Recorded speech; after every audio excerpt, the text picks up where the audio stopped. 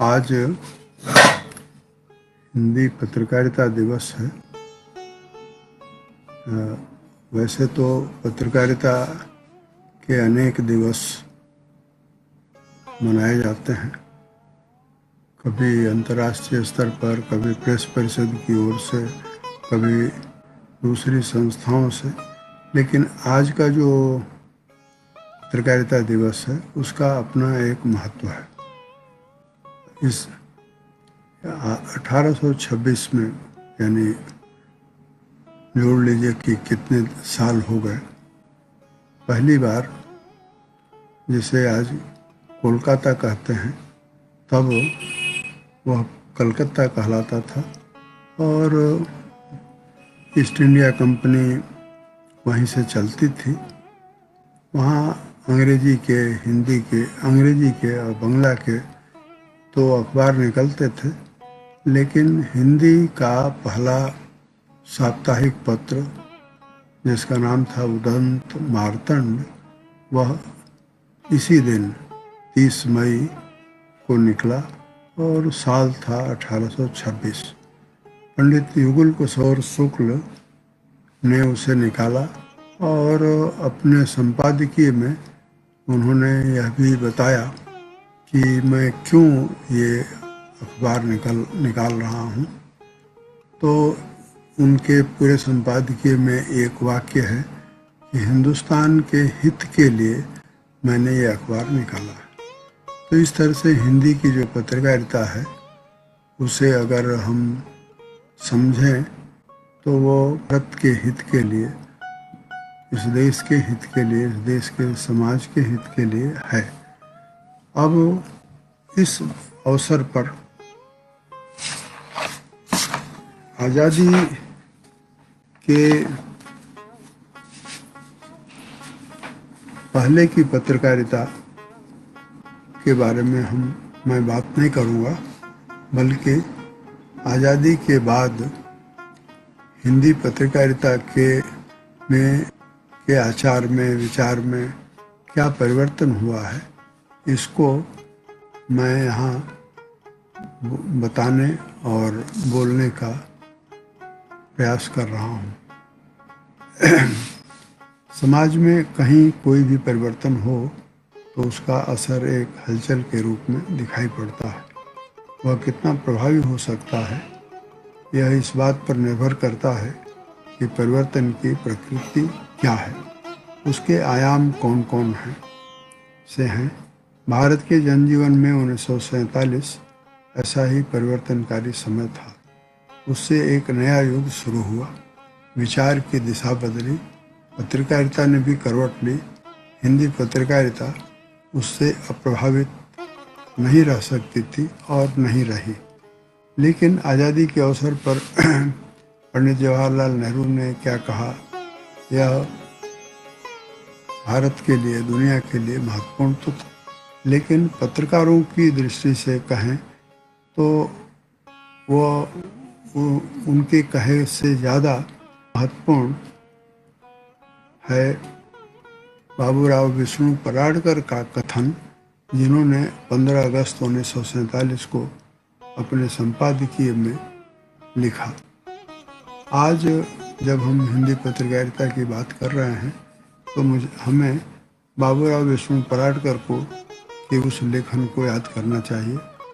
उन्होंने लिखा था कि स्वतंत्र होने के साथ साथ हमारे कंधों पर, यानी पत्रकारिता पर, पत्रकारों के कंधे पर जितना भारी उत्तरदायित्व आ गया है उसे हमें न भूलना चाहिए। हमारे लेस मात्र की असावधानी का परिणाम घातक हो सकता है।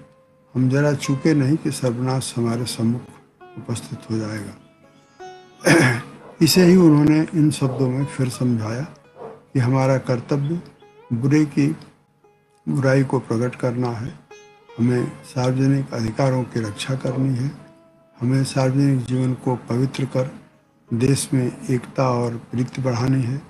हम वर्तमान शासन पद्धति की निंदा कर सकते हैं और उसकी जगह लोक सत्ता मूलक दूसरी पद्धति चलाने का प्रयत्न कर सकते हैं, और भिन्न भिन्न शासकों और विचारकों पर जातीय पक्षपात, भ्रष्टाचार, अत्याचार का अभियोग बिना अखंडनीय प्रमाणों के लगाना अपने कर्तव्य, अपने पवित्र कर्तव्य की अवहेलना करना है। हमारा मत जिनके मत से नहीं मिलता या जो अन्य धर्म के अनुयायी हैं, उन्हें पक्षपाती अथवा अन्यायी कहने का कोई अधिकार हमें नहीं है। उनका लिखा हुआ मैं मानता हूँ कि आज भी वह दीपक की तरह है जो हमारी मंजिल हो सकती है। आज़ादी के बाद हिंदी पत्रकारिता का नया अध्याय प्रारंभ हुआ। कोई घटना अचानक नहीं घटती है, उसकी एक प्रक्रिया होती है। उसी से हिंदी पत्रकारिता भी तब गुजर रही थी। आज़ादी से थोड़ा पहले ही जब यह साफ हो गया था कि एक नया अवसर आ रहा है, एक लहर पूरी हिंदी पट्टी में तब व्याप्त थी। दिल्ली में रामकृष्ण डालमिया ने एक हिंदी अखबार का महत्व भांपा। उन्होंने नवभारत टाइम्स निकाला। इसी तरह उसी दौर में इंदौर, कानपुर, आगरा, जयपुर, लखनऊ, पटना आदि से हिंदी अखबार निकले। कुछ साप्ताहिक दैनिक भी हुए, जैसे राजस्थान का लोकवाणी। उन अखबारों का निकलना यह बताता है कि उपस्थित नए अवसर में एक नया वर्ग सहभागी होने के लिए उद्यत हो गया। यह वह वर्ग था जिसने हिंदी की तरफ पहले ध्यान नहीं दिया था। यह नई शुरुआत थी। साप्ताहिक और पाक्षिक हिंदी पत्रों का वह विस्तार था, नया संस्कार भी था। वह एक गुणात्मक परिवर्तन भी था, इस अर्थ में कि आज़ाद भारत में समाज और शासन के समक्ष पुनर्रचना का एक बड़ा पहाड़ खड़ा था। हम जानते हैं कि पत्रकारिता का एक संदर्भ होता है। आज़ादी आने से वह संदर्भ बदला। इस बदलाव से पत्रकारिता भी रूपांतरित होने लगी। उसकी दिशा वह नहीं रह गई थी जो पहले थी। पहले संग्राम था, अब सहयोग की भूमिका बन रही थी। उसके दो पक्ष थे। एक, हर हाल में स्वतंत्रता संग्राम के सपनों को साकार करना है, वह विरासत बचानी है जिसके लिए आज़ाद हुए। और दूसरा था कि भारत का पुनर्निर्माण करना है। उस समय की बहस में इसे हम देख भी सकते हैं। बहस का अवसर उपस्थित किया संविधान सभा ने।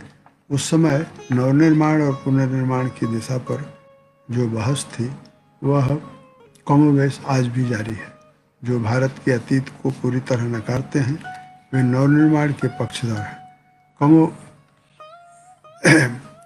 इसी की बात करते हैं ये जैसे कम्युनिस्ट।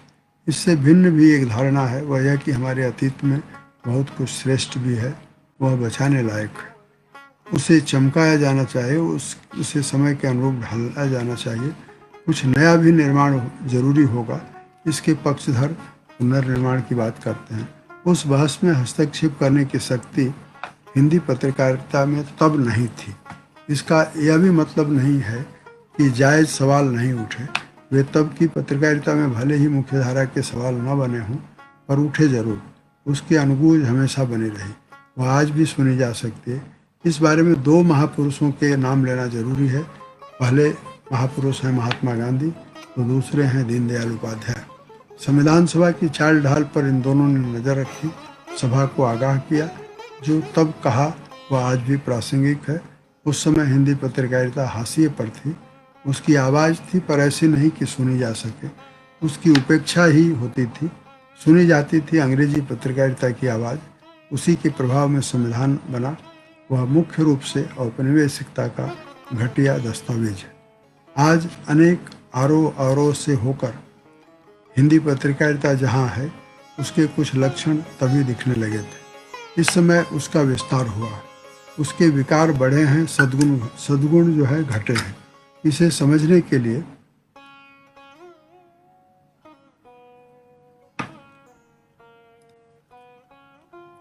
उस समय की कुछ घटनाओं का उल्लेख आवश्यक है, जिसका संबंध नवभारत टाइम्स के प्रकाशन और उसके शुरुआती दिनों से है। रामकृष्ण डालमिया एक राष्ट्रीय अखबार निकालने के इरादे से काम कर रहे थे। उन्होंने उस समय के हिंदी के श्रेष्ठ संपादकों से संपर्क किया, जैसे बाबूराव विष्णु पराडकर, बनारसी दास चतुर्वेदी, माखनलाल चतुर्वेदी और हरिशंकर शर्मा। ये संपादक नहीं आए क्योंकि उनके इरादों को उन संपादकों ने भांप लिया था। वे जानते थे कि उनके नाम का उपयोग किया जाएगा, भले ही ऊंचा वेतन हो, पर संपादकीय स्वतंत्रता नहीं रहेगी। वे सही निकले। नवभारत टाइम्स के उस कालखंड का इतिहास गवाह है। हिंदी पत्रकारिता में रामकृष्ण डालमिया एक प्रवृत्ति का नाम है, जो पूंजी, सत्ता और उद्योग का एक रसायन बनाता है। जो बात 1947 में सच थी, वही 1992-93 में भी घटित हुई। बेनेट एंड कोलमैन के चेयरमैन अशोक जैन एक दिन प्रभास जी से मिले। प्रभास जी यानी श्री प्रभास जोशी, दिवंगत प्रभास जोशी, और उनसे वो अनुनय विनय करते रहे कि वे नवभारत टाइम्स में जो पद चाहें उस पर आ जाएं। राजेंद्र माथुर प्रधान संपादक पर थे, उनका असमय निधन हो गया था, इसलिए अखबार नेतृत्वहीन था। उस कमी को अशोक जैन पूरा करना चाहते थे। इस बारे में जो बातें अशोक जैन और प्रभास जोशी जी में होती रही, उन्हें विस्तार से मैं जानता हूँ, जिसे यहाँ बताना प्रासंगिक नहीं है। प्रभास जोशी के न जाने के 3 बड़े कारण थे। एक, वे इंडियन एक्सप्रेस समूह को मात्र अखबारी घराना नहीं मानते थे, राष्ट्रीय संस्थान मानते थे, जिसे बनाने में उनकी भी महत्वपूर्ण भूमिका थी। उसे छोड़ना एक संस्थान को हानि पहुंचाना था। 2, पद और पैसा पत्रकारिता की कीमत पर उनके लिए मायने नहीं रखता था। 3, समीर जैन की सोच से वे अवगत थे, जिन्होंने दिनमान सहित सभी पत्रिकाओं को इसलिए बंद करवाया था क्योंकि वे अखबार को निजी व्यापार की तरह चलाने की जिद ठाने हुए थे। उनके लिए विचार महत्वपूर्ण नहीं था, मुनाफा सब कुछ था। ये पत्रिकाएं घाटे में चल रही थी। समीर जैन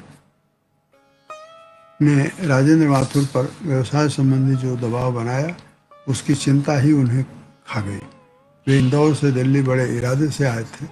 नवभारत टाइम्स को पूरा अखबार बनाना चाहते थे। एक राष्ट्रीय दैनिक के सपने को उन्होंने दिल्ली आने से पहले सजोया था, जिसे किसी को अगर जानना हो तो वह टाइम्स ऑफ इंडिया में 1982 में के मई माह में छपे उनके 3 लेखों को पढ़ सकता है।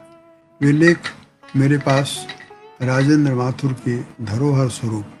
उनका सपना जिसने बिखेर दिया, वे समीर जैन नामधारी प्राणी हैं, जो टाइम्स ऑफ इंडिया समूह को चलाते हैं और उसके मालिक भी हैं।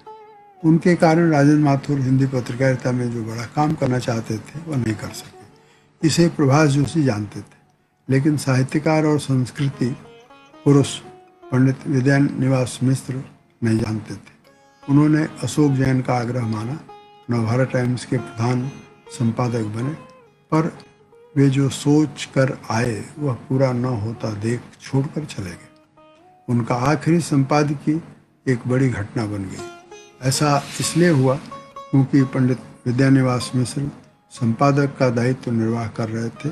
वे समर्पित सेवक नहीं हो सके। यह भी एक कारण है कि अशोक जैन उस समय कंपनी में शोभा की वस्तु ही ज़्यादा थे। हिंदी पत्रकारिता की यह भी एक समस्या है कि पीढ़ी का परिवर्तन दिशा बदलने का कारण बन जाता है। अखबारी घराने व्यापारिक संस्था बनकर रह गए हैं। सामाजिक और राष्ट्रीय दायित्व उनका नगण्य हो गया है। इस बारे में अपनी किताब हिंदी पत्रकारिता का बाजार भाव में जवाहरलाल कौल ने विस्तार से लिखा है। वे एक जगह लिखते हैं कि साहू शांति प्रसाद जैन के समय में टाइम्स ऑफ इंडिया का एक विज्ञापन छपता था। आप अगर पढ़े लिखे हैं और भारत में कहीं भी हैं तो आप टाइम्स समूह के पाठक अवश्य हैं। उनका यह लिखा अखबारी घराने की नई पीढ़ी की सोच को स्पष्ट करता है। लेकिन समीर जैन के आते आते धारणा बन गई थी कि टाइम्स समूह को बड़े व्यापार में ही रुचि लेनी चाहिए। यह ऐसी समझ है जो पूरी पत्रकारिता पर छाई हुई है।